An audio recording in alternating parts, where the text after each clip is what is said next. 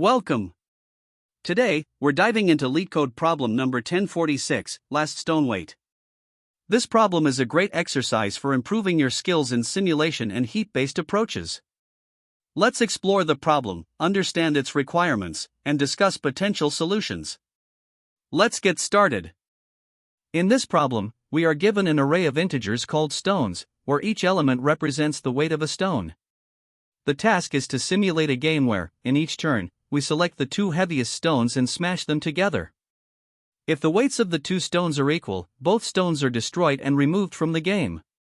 However, if their weights differ, the smaller stone is destroyed, and the larger stone's weight is reduced by the smaller stone's weight. This process repeats until there is at most one stone left. If no stones remain, we return 0. Otherwise, we return the weight of the last remaining stone. The input consists of a list of stone weights, where the length of the list is between 1 and 30, and each stone's weight is between 1 and 1000. The output is an integer representing the weight of the last remaining stone, if any. Let's look at the first example. Here, the input is stones equals 2, 7, 4, 1, 8, 1. To solve this, we start by selecting the two heaviest stones, which are 8 and 7. When we smash them, the result is a new stone with weight 1, because 8, 7 equals 1. The updated list of stones is now 2, 4, 1, 1, 1. Next, we select the heaviest stones again, 4 and 2. Smashing these produces a stone with weight 2, since 4, 2 equals 2. The list becomes 2, 1, 1, 1. We continue by smashing 2 and 1, resulting in a stone with weight 1. The list updates to 1, 1, 1. Now, smashing 2 1s destroys both, leaving 1. At this point, only one stone remains, so the output is 1. In the second example, we have stones equals 1. Since there is only one stone, no smashing can occur. The single stone remains, and its weight, 1, is returned as the output. For the third example, the input is stones equals 9, 3, 2, 10. Here, we begin by smashing the two heaviest stones, 10 and 9. This produces a new stone with weight 1, because 10, 9 equals 1. The updated list is 3, 2, 1. Next, we smash 3 and 2, resulting in another stone with weight 1. The list becomes 1, 1. Finally, smashing the two 1s destroys both, leaving no stones. Since no stones remain, the output is 0. Now, let's discuss some important constraints and edge cases. The number of stones in the input list can range from 1 to 30, and each stone's weight is between 1 and 1000. For edge cases, if there is only one stone, like in stones equals 1, the output is simply the weight of that stone. If all stones have the same weight, such as stones equals 3, 3, 3, 3, they will all eventually be destroyed, resulting in an output of 0. For two stones, the output is the absolute difference of their weights. Lastly, the solution needs to handle large weights near the upper limit of 1000 efficiently. These considerations ensure the algorithm works for all valid inputs. To tackle the last stone weight problem, we considered two main approaches, starting with the brute force method.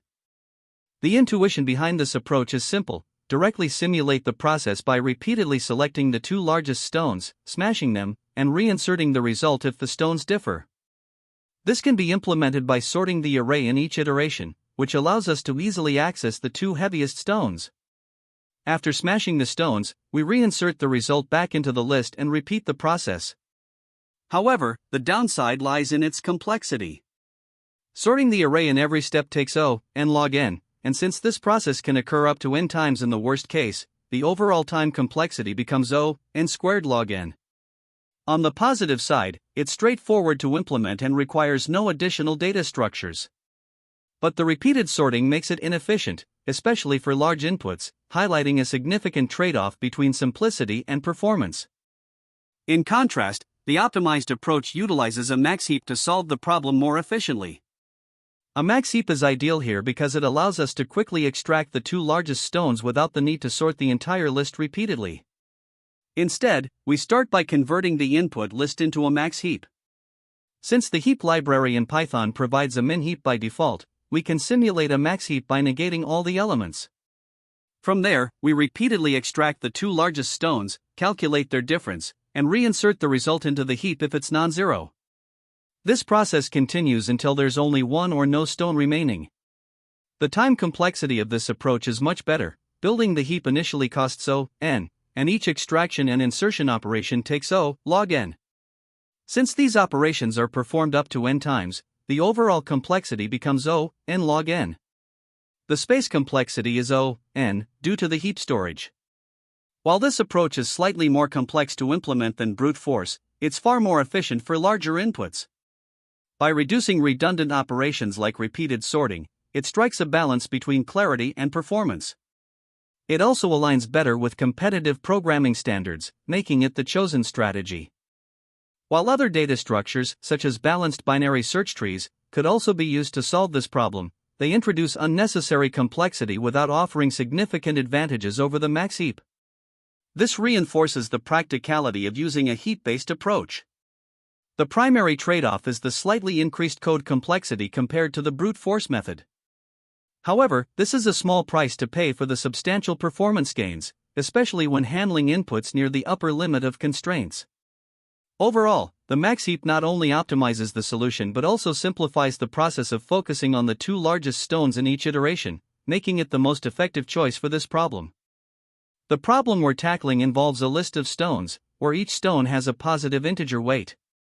The task is to repeatedly smash the two heaviest stones together until you're left with either one stone or no stones at all. If the two stones have the same weight, both are destroyed, leaving nothing behind. However, if their weights differ, the smaller stone is destroyed, and the larger stone's weight gets reduced by the smaller stone's weight. The goal is to return the weight of the last remaining stone, or 0 if no stones remain. To solve this, we start by taking the input list of stone weights and checking if it's empty. If it is, we simply return 0 since there are no stones to process. Otherwise, we move on to repeatedly smashing the two heaviest stones until the list is reduced to 1 or no stones. Now we simulate the process of smashing stones using a brute force approach. The steps are straightforward. First, while there are at least 2 stones in the list, we sort the stone weights in descending order. This ensures that the 2 heaviest stones are at the front of the list. Then, we extract these 2 heaviest stones, let's call them stone 1 and stone 2. If their weights are equal, both stones are destroyed, which means they're removed from the list entirely. If their weights are different, the smaller stone is destroyed, and the larger stone's weight is reduced by the smaller stone's weight. This new reduced weight is then added back to the list. After handling the 2 heaviest stones, we remove them from the list, and if a new stone was created, we append it to the list. We repeat this process until we're left with 1 or no stones. At that point, if 1 stone remains, we return its weight, otherwise, we return 0. There are a few key insights into this approach. Sorting the list in descending order is crucial because it consistently brings the heaviest stones to the front, making it easier to extract them. However, this sorting step is computationally expensive, as it has a complexity of O, n log n, for a list of size n. The actual comparison of the 2 heaviest stones in each iteration is computationally minimal, it's just a constant time operation. It's also important to handle edge cases. If the input list is empty, we immediately return 0. If there's only 1 stone in the list, we return its weight directly without further processing. For our implementation, we use a list data structure to store the stone weights. While this choice is convenient for sorting an iteration, it's not the most efficient option for this type of problem. Key operations include sorting the list and performing comparisons and updates for each pair of stones, with sorting being the most time-consuming step. To improve the efficiency of the brute force approach, we can replace the repeated sorting step with a max heap, also known as a priority queue. A max heap allows us to efficiently fetch the heaviest stones in O, log n, time, rather than sorting the entire list. With a max heap, we can repeatedly extract the 2 largest stones, process them, and then reinsert any resulting stone back into the heap. This optimization reduces the overall complexity of the algorithm significantly. While the brute force approach has a worst-case time complexity of O, n squared log n, due to repeated sorting, the use of a max heap brings the complexity down to O, n log n in the worst case, making it much more scalable for larger inputs. This Python implementation solves LeetCode problem number 1046, last stone weight. The problem involves repeatedly smashing two heaviest stones until one or no stones remain, and the algorithm returns the weight of the last stone or 0 if none are left. The algorithm begins by importing the heap module, which provides heap operations in Python. A max heap is needed to repeatedly extract the two heaviest stones. However, Python's heap only supports a minute heap. To simulate a max heap, we negate all stone weights. This allows the largest values, in terms of absolute magnitude, to appear smallest in the min heap. The heapify function transforms the negated list of stones into a valid heap. The algorithm then enters a loop that continues as long as there are at least two stones in the heap. Inside the loop, the two largest stones, smallest negative values, are extracted using heappop. These values are negated back to their original positive weights for comparison. If the two stones have different weights, the difference is calculated, negated, and pushed back into the heap. If the weights are equal, both stones are destroyed, and no value is pushed back. The loop terminates when there is one or no stones left in the heap. If a stone remains, its weight is returned, converted back to positive. If the heap is empty, the function returns 0. The algorithm is efficient, with a time complexity of O, n log n, where n is the number of stones. This is because each heap operation, insertion and extraction, takes O, log n, and at most in one such operations are performed. By leveraging a heap, the solution avoids the inefficiency of sorting the list repeatedly, making it well suited for larger inputs. This implementation handles edge cases, such as an empty list, returns 0, or a single stone, returns the stone's weight. The use of negation to simulate a max heap is a key trick that simplifies the solution while adhering to Python's heap constraints. Here, we start by importing Java's priority queue, which we'll use to implement a max heap. Since Java's priority queue is a minute heap by default, we define a custom comparator to reverse the order, making it behave as a max heap. Inside the method, we initialize this max heap and then add all the stones to it. Each stone represents its weight, and by adding them to the heap, we ensure that we can always retrieve the heaviest stones efficiently. Next, we enter a loop that continues as long as there are at least two stones in the heap. Within this loop, we extract the two heaviest stones using the poll method. This removes the largest elements from the heap. If the two stones have different weights, the difference between them is calculated and added back to the heap. This simulates the process of smashing the stones, where only the leftover weight matters if the stones are unequal. Finally, after the loop ends, we check the heap to determine the result. If there's one stone left in the heap, we return its weight, as that represents the last remaining stone. Otherwise, if the heap is empty, it means all stones have been smashed completely, and we return 0. This logic ensures we handle all possible scenarios, and the use of a max heap guarantees that the solution is both efficient and straightforward. To solve this problem, we begin by transforming the list of stone weights into negative values.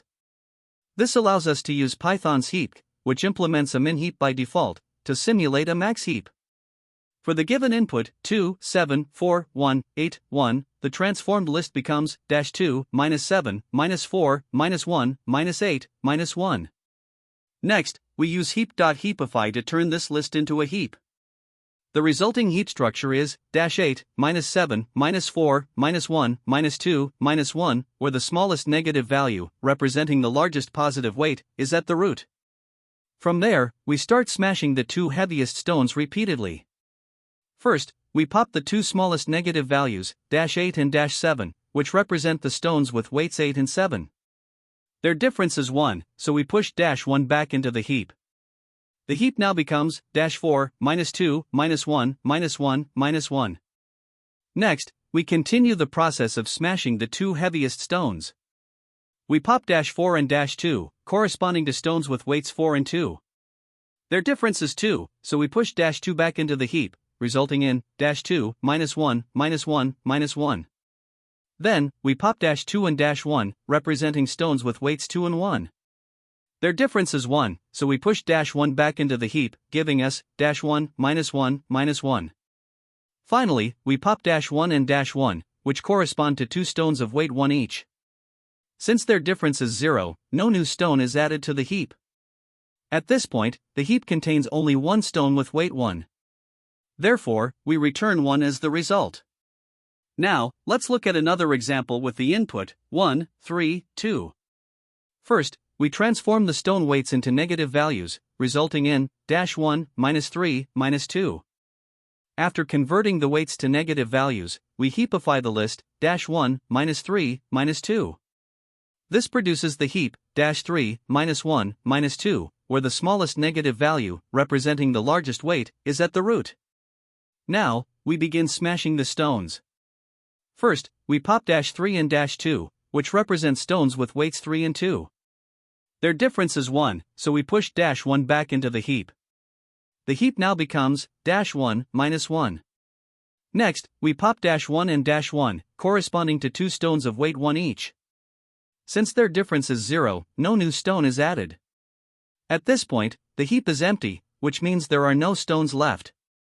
Therefore, we return 0 as the result. For the final example, the input is 10.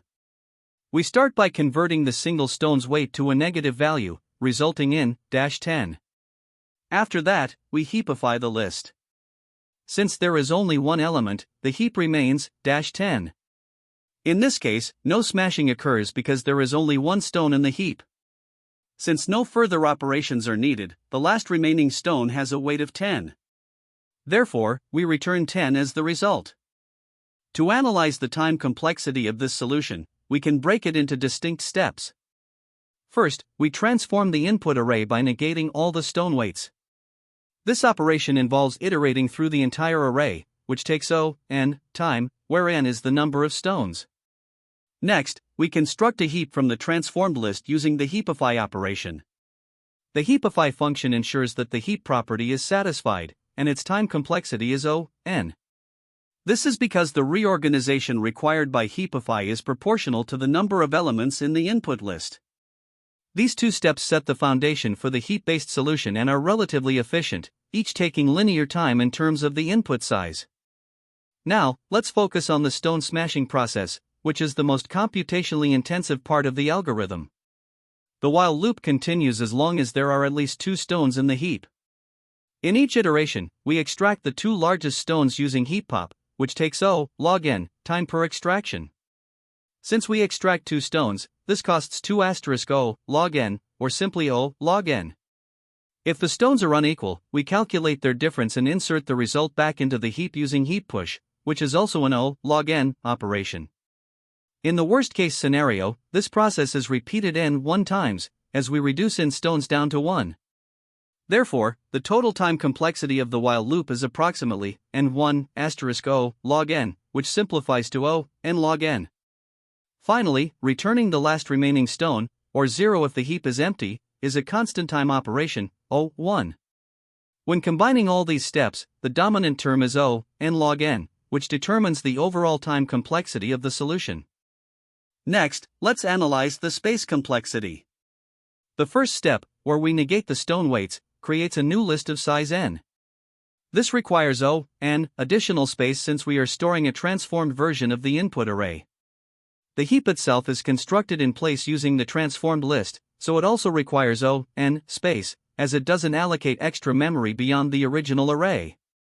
During the stone smashing process, we use a few temporary variables, such as stone 1 and stone 2, to hold the largest stones during each iteration. These variables only require O1 space, as they are overwritten in each iteration. Taking all of this into account, the total space complexity of the solution is dominated by the storage for the heap and the transformed input list, both of which require n space. Thus, the overall space complexity is n. Let's compare this heap-based solution to a brute force approach. A naive method would involve repeatedly finding the 2 largest stones in the array, smashing them, and reinserting the result. Finding the 2 largest stones in an unsorted list takes n time, and this process would be repeated approximately n1 times. This results in a total time complexity of n squared, which becomes impractical for large inputs. On the other hand, the heap-based approach is significantly more efficient. By using a max heap, simulated with a minute heap of negative values, we can extract the 2 largest stones in O log n time, reducing the overall complexity to O n log n. This makes the heap-based solution far more scalable for larger inputs. Additionally, both approaches have the same space complexity of O(n), but the heap-based solution's time efficiency makes it the clear choice when performance is critical. By leveraging the properties of heaps, we achieve a solution that is both faster and more practical for larger inputs. One common mistake when solving the last stone weight problem is failing to optimize the selection of stones. Some might implement a brute force approach that repeatedly sorts the entire list to find the two largest stones. This is problematic because sorting the list repeatedly leads to a time complexity of O(n²) (n), which is highly inefficient for larger inputs. Instead, you should use a max heap or priority queue, which allows you to retrieve and update the largest stones in O(log(n) time. Another frequent issue is not handling edge cases properly. For example, if the list has fewer than 2 stones, trying to extract stones from an empty or single element heap will cause runtime errors.